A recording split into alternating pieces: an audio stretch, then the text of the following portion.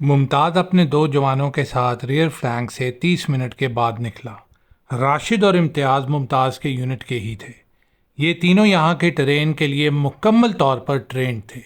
हाँ, ये अलग बात है कि सियाचिन ग्लेशियर के अंदर ये इनका पहला मिशन था। जब हमने इंडियन आर्मी का सियाचिन के अंदर डेपो 1 कैप्चर किया, पहला डेपो जो कि बिल्कुल स्टार्ट के ऊपर है NJ 9842 के साथ, वो कैप्चर किया। और ये वो जगह है जहाँ से इंडिया की सारी सप्लाई सियाचिन ग्लेशियर के लिए एंटर होती है। तो इंडियंस को इस बात का मुकम्मल तौर पे यकीन था कि पाकिस्तानी आर्मी कभी भी इनके डेपो 1 पे, डेपो 2 पे, मेन डेपोज के ऊपर अटैक नहीं करेगी, उसको कैप्चर नहीं करेगी, क्योंकि इसी तरीके से चलता आ रहा था लास्ट 30-40 ईयर्स से। तो जब हम वहाँ पहुँचे, हम 7-8 दिन पहले ही पहुँच के हमने साथ की जो रिजेस थी, सियाचिन ग्लेशियर के दोनों साइड के ऊपर पीक्स हैं, रिजेस हैं, दरमियान में ग्लेशियर है, तो हम जब उनके ऊपर अपनी पोजीशंस बना रहे थे, पोस्ट बना रहे थे, एंटी एयरक्राफ्ट गन्स लगा रहे थे, तो इंडियंस के साथ हमारा जो एक नॉर्मल चीज़ है सियाचिन के अंदर, थोड़ा बहुत जो प्यार मोहब्बत चलती रहती है, शेलिंग होती है, फायरिंग होती है, ये मामला डेली के हिसाब से होते हैं। लेकिन मेन लैंड पाकिस्तान और मेन लैंड इंडिया के अंदर इनकी आपको ख़बर नहीं होती। ये आज भी उधर वैसे ही चल रहा है। तो ये एक काफ़ी ज़्यादा नॉर्मल सी बात है कि वहाँ हमारा इंडियंस के साथ ये क्लैशेस होती रहीं, लेकिन उनको इस चीज़ का बिल्कुल इदराक ही नहीं था कि ये हम पोस्टें और ये पोजीशंस क्यों बना रहे हैं।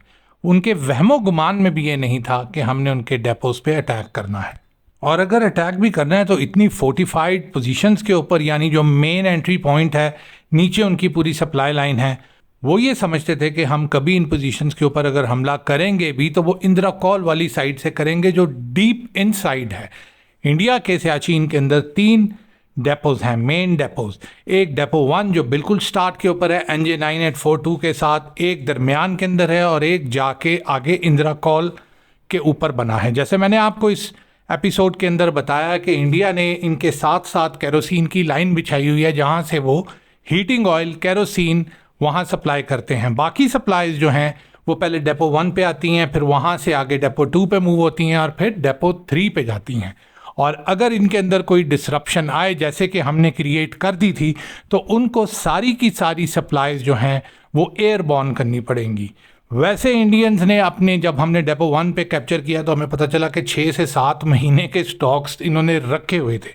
और इनकी तादाद अगर आप कह लें कि 3 से 4 हज़ार फौजी थे, तो उनको भी इन्होंने 3 से 4 गुना ज़्यादा सप्लाईज रखी हुई थी। हमारी जो वहाँ नफरी थी वो इनके 5% के भी बराबर नहीं थी। तो हमारे लिए तो 8-9 महीने की सप्लाईज इन्होंने एक ही डेपो में रखी हुई थी।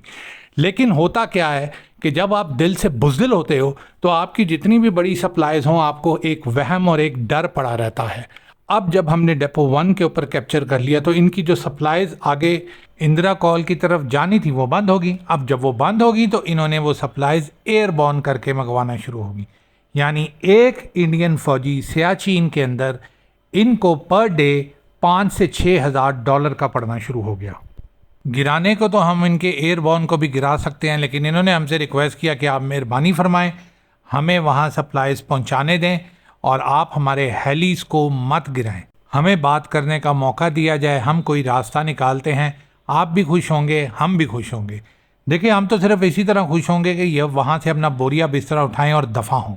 इंडिया में जो चंद अक्लमंद लोग हैं उनकी ये राय है कि अगर पाकिस्तानी फ़ौज ने कभी CFL जो कराची एग्रीमेंट था 1948 का, यूनाइटेड नेशन ब्रोकर्ड, या फिर शिमला मुआहदा जो भुट्टो साहब और इंदिरा गांधी के माबैन हुआ था, द बायलैटरल एग्रीमेंट, अगर इसमें से किसी भी डॉक्यूमेंट को जिसकी थोड़ी बहुत इंटरनेशनल वैल्यू है, यूनाइटेड नेशन उनको रिकग्नाइज़ करता है, अगर उस डॉक्यूमेंट के तहत लाइन ऑफ कंट्रोल को परस्यू करना शुरू कर दिया तो बहुत से ऐसे इलाके और बहुत से ऐसी इंडियन चौकियां हैं जो पाकिस्तान जिनमें कब्ज़ा कर लेगा। और उसके बाद फिर जब इंडिया वहाँ से रोए पिटेगा, जैसे कश्मीर की जंग के अंदर नेहरू वहाँ रोता पिटता इंटरनेशनल कम्युनिटी के पास चला गया था, या फिर वाजपेयी साहब कारगिल वॉर में चले गए थे बिल क्लिंटन के पास, तो फिर वो कहेंगे कि भाईजान ये तो जगह ही वो नहीं है जो आपकी CFL के थ्रू है।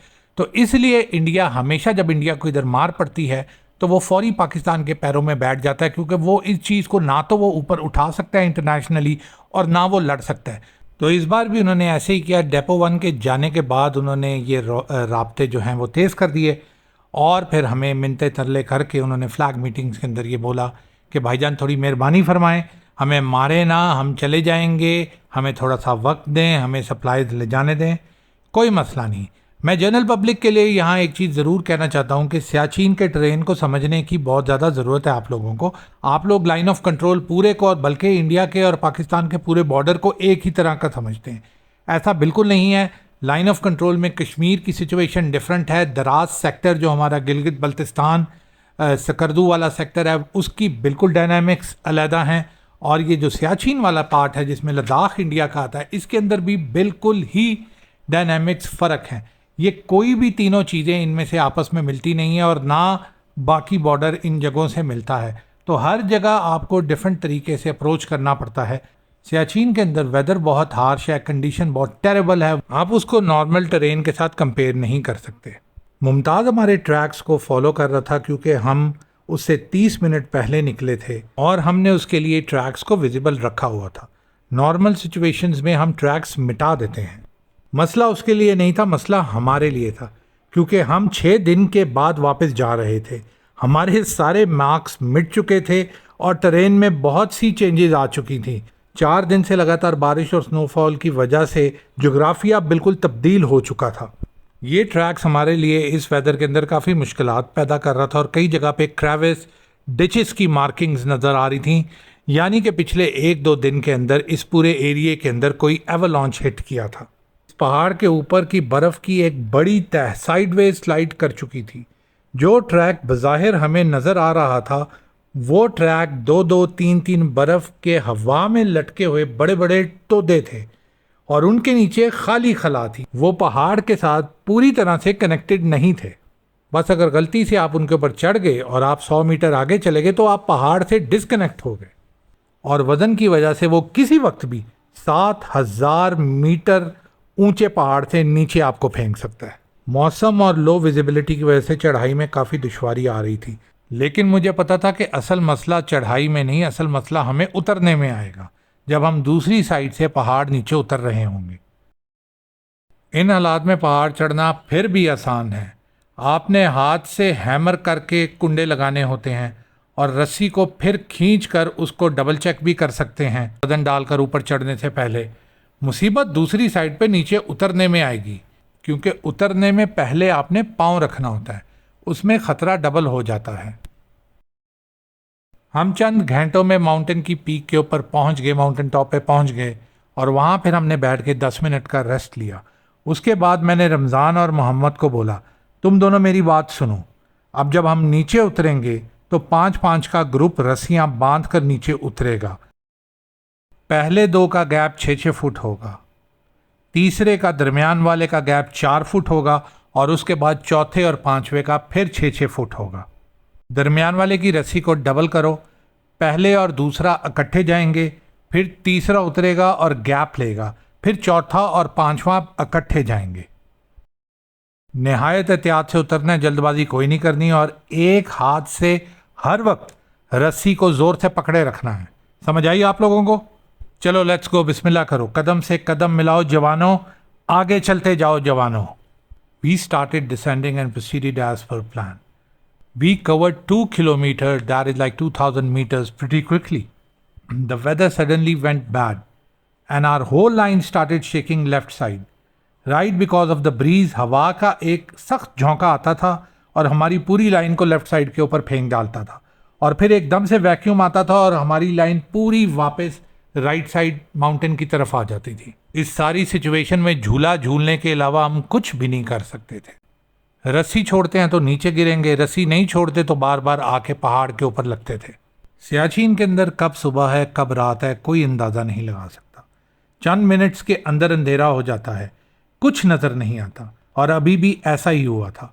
बारिश पड़ने की वजह से बर्फ़ नरम पड़ चुकी थी, और इसकी वजह से हमारे कदम पर तकरीबन वेस्ट तक बर्फ़ के अंदर धंस जाते थे, और फिर पैर ऊपर उठाने के लिए ज़ोर से खींचकर बाहर निकालते थे, और फिर अगले कदम में दोबारा वेस्ट तक अंदर धंस जाते थे। इतने में फिर से तेज़ बारिश शुरू हो गई और क्रिकेट बॉल के साइज़ के ओले पड़ने लग पड़े। हेलमेट और प्रॉपर गियर की वजह से थोड़ी बहुत बचत तो होगी, लेकिन जो ओले हमारे हाथों पर आके लगते थे वो हमारी ग्रिप रस्सी से छुड़वा ही बैठते थे। मैंने उस्मान को बोला कि उस्मान अपने वायरलेस को सही तरीके से रख और अभी बंद कर दे इसको, बाद में राब्ता कर ली।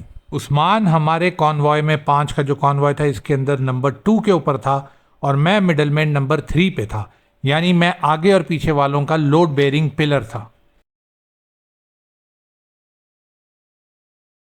मुमताज़ से हमें यह खबर आई कि जिस वक्त हम इस पहाड़ की दूसरी साइड के ऊपर आधा उतर चुके थे, मुमताज़ और उसके 2 लोग अब इस पहाड़ को चढ़ने लगे थे। इतने में हवा का एक तेज झोंका आया और उस्मान के दूसरे हाथ से वायरलेस सेट निकल कर गिर गया। वायरलेस सेट ड्रॉप होने की वजह से उस्मान एकदम से पीछे मुड़ा और उसका इम्बैलेंस हुआ। वायरलेस सेट तो मैंने पकड़ लिया लेकिन उस्मान नीचे की तरफ गिर गया। मैंने उस्मान को रिफ्लेक्स एक्शन में बोला भी कि उस्मान रुक रुक, लेकिन I guess it was too late. He stepped off peak and, as was already imbalanced, slided towards the mountain. I stretched my hand to grip him but got hold of his jacket. Soon, when he put one foot back on the ground, the snow opened. It was a ditch, it was a traverse, which seemed to be at least 50 meter deep. ये सब चीज़ 1 से 2 second के अंदर हुई। अगर मैं आपको normal speed के अंदर इसके बारे में बताऊंगा तो आपको बिल्कुल पता भी नहीं चलेगा कि क्या हुआ, इसलिए मैं इस वाक़े को आपको स्लो मोशन में बताऊंगा। Let me stretch these 2 seconds for you so you can exactly feel the situation. मान नीचे डिच की तरफ गिर रहा था। मेरे एक हाथ में उसका वायरलेस सेट था और यही वो हाथ था जिसमें वो रस्सी थी जिससे पीछे वाले 2 लोग कनेक्टेड थे। दूसरे हाथ की 2 उंगलियां उस्मान की जैकेट पे थीं जो नीचे की तरफ गिर रहा था। जैसे ही मेरी उंगलियों की ग्रिप हटी, मैंने रस्सी को पकड़ लिया जो उस्मान के साथ कनेक्टेड थी। उस्मान की रस्सी अगले वाले जवान से भी टूट चुकी थी और मेरे से भी। अब उस रस्सी के टुकड़े को जो उस्मान के साथ कनेक्टेड था मैंने पकड़ लिया। इसको पकड़ते हुए एक शदीद झटका लगा जिसकी वजह से मेरा कंधा नीचे उतर गया और बाजू बिल्कुल बेजान हो गया। उस्मान माशाल्लाह 6 फुट 3 इंच का जवान था और अब वो 3 फुट की रस्सी के टोटे से लटका हुआ था जिसे मैंने राइट हैंड से पकड़ा हुआ था और मेरा बाजू शोल्डर से डिसलोकेट हो चुका था। यानी मैं अपने बाजू को ऊपर कर कर उस्मान को उठाने की कोशिश भी नहीं कर सकता था। हाँ, लेकिन हाथ की ग्रिप से मैं उस रस्सी को पकड़े ज़रूर रख सकता था। इस सिचुएशन में it was only me who can help. मैं जितनी देर इसको पकड़ी रखूँगा ये लटका रहेगा। मैंने उस्मान को बोला कि यार तुझे किसने कहा था कि वायरलेस सेट को पकड़ने के लिए छलांग मार? कैच खेलने के लिए तुझे यही जगह मिली थी? चल ज़रा नीचे देख के बता नीचे की क्या सिचुएशन है। कहता है सर जी 0 to 1 सेकंड के अंदर अंदर पार हो जाऊंगा। 60 फुट लग रही है डिच और नीचे बर्फ़ के नेज़े बर्छियाँ पड़ी हुई हैं। 0 to 1 सेकंड से ज़्यादा नहीं है हमारे पास और इतनी लंबी रस्सी भी नहीं है कि आप लोग मेरी बॉडी निकाल लें। मैं आपको थोड़ी चीज़ें देता हूँ, ये ले जाइएगा और हाथ छोड़ दें। बस ये मेरी वालदा को भिजवा दीजिएगा। आपका शोल्डर डिसलोकेट हो चुका है सर जी, लिगामेंट्स भी लगता है फ्रैक्चर हो चुके हैं। आप जितना मर्जी प्लेन फेस रख लें, मुझे पता है सर सिचुएशन इज़ बैड। अगर ज़्यादा देर रस्सी को पकड़ी रखेंगे तो आप भी मेरे साथ नीचे ही जाएंगे, कोई फ़ायदा नहीं है। मैंने कहा वाह बच्चे, हमें ये बातें बता रहा है। अगर तेरी तकरीर ख़त्म हो गई है तो हिलना बंद कर और सुनो मेरी बात, नीचे वाली रस्सी को अपनी टांग के साथ बांध ले, जल्दी कर। और मैंने रब नवाज को पीछे बोला कि वो रस्सी को छोड़ दे और उसको अपने इर्द गिर्द लपेट लिया। Situation was very tight, it was me and him. Now या तो दोनों गिरेंगे या दोनों बचेंगे। मेरा राइट बाजू बिल्कुल बेहरकत हो गया था, सुन्न हो गया था और इसी बाजू के हाथ में मैंने रस्सी लपेटी हुई थी जिससे उस्मान लटका हुआ था। अब एक ही तरीका था कि किसी तरह उस्मान इस रस्सी को पकड़े और मैं उसको ऊपर खींचूं। ये बाजू तो बिल्कुल फारिग हो चुका था तो इसलिए मैंने रस्सी को अपने दूसरे शोल्डर से अपनी चेस्ट के और वेस्ट के इर्द गिर्द बांध लिया। मुझे अपनी बॉडी और अपने दूसरे शोल्डर से उस्मान को ऊपर खींचना पड़ेगा। इसमें अगर मैं इम्बैलेंस होता हूँ तो हम दोनों नीचे जाएंगे। मैंने उस्मान को बोला देख मेरी बात गौर से सुन, जब मैं तुझे बोलूँगा तो एक झटके से तूने ऊपर की तरफ उठना है और रस्सी को पकड़ लेना है। मैं अपने जिस्म को पीछे की तरफ धकेल के तुझे ऊपर की तरफ खींचूंगा। हमें अब इस सिचुएशन में लटके हुए तकरीबन 10 मिनट हो चुके थे। We had to make our move. The nearest help to arrive could take 30 to 45 minutes. और जिस सिचुएशन में हम अभी लटके हुए थे, इस सिचुएशन में तो हमें कोई बचा भी नहीं सकता था जब तक हम अपनी सिचुएशन को थोड़ा सा बेहतर ना करें। आप कह लें from worst to worse. Usman was reluctant, क्योंकि उसको पता था कि इसके अंदर मैं भी उसके साथ नीचे गिरूंगा, तो वो रिलक्टेंट था। मैंने उसको बोला कि बात सुन, फनकारियाँ ना लगा, जो बोला है वो कर, चल बिस्मिल्लाह पढ़ और जल्दी कर। उस्मान झटके से ऊपर उठा और रस्सी की ग्रिप अपने हाथ में ली। जैसे ही इसने अपने हाथ में ग्रिप ली, मेरे गिर्द लिपटी रस्सी एकदम से टाइट हो गई और मेरे दोनों पांव तकरीबन 3 से 4 इंच हटे। अगर ये 1 इंच और हटते तो मैं भी नीचे था। मुझे लेफ्ट साइड के ऊपर कोई चीज़ खुभी। मैंने सोचा रस्सी खुभ गई होगी वक्खी में। मैंने पूरा बॉडी वेट पीछे कर करके उस्मान को ऊपर खींचना शुरू किया। अल्हम्दुलिल्लाह हमारी सिचुएशन थोड़ी बेहतर हो चुकी थी और उस्मान थोड़ा ऊपर आ चुका था, लेकिन अभी भी हम लटके हुए थे क्योंकि मेरी राइट साइड बिल्कुल फारिग हो चुकी थी। उस साइड से मैं बिल्कुल भी इसको खींचकर ऊपर नहीं कर सकता था। Now we had to wait for others to come and move us first up and then descend us down from the mountain. Situation set थी, लेकिन जब मैंने अपनी लेफ्ट साइड के ऊपर देखा तो मुझे पता चला कि रस्सी नहीं खुबी, बल्कि मेरा 12 इंच का लंबा डैगर जो मेरी साइड पे लगा रहता है वो रस्सी की प्रेशर से टेढ़ा होके मेरे ही साइड से अंदर खुब गया था। वाह भाई, ये तो कमाल हो गया। ये डैगर मेरे साथ 6 साल से मौजूद है। बेशुमार दुश्मन मारे हैं इसी ने, आज यही मेरे अंदर ही खुब गया है। मैंने अपने जवानों को बोला कि देखो इस कमीने उस्मान ने क्या करवाया है। Everyone started laughing. डैगर तकरीबन 7 इंच अंदर खुप चुका था और अगर मैं इसको खींचकर बाहर निकालता तो गुर्दे शुर्दे सारे काट कर ये बाहर ले आता। बेहतर यही था कि ये अंदर रहे और इससे ब्लीडिंग भी कंटेन होगी। मैं 4-5 मिनट पहाड़ से बर्फ़ उतार उतार कर ज़ख़म पे लगाता रहा, जिससे ब्लीडिंग बिल्कुल रुक गई। हमारे बाकी लोग पहुंच चुके थे और उन्होंने हम दोनों को रस्सियां बांधकर इकट्ठा ऊपर खींचा। It took us another 1.5 hour to reach down और फिर हमने मुमताज़ से कनेक्शन इस्टेब्लिश करने की कोशिशें शुरू कर दी।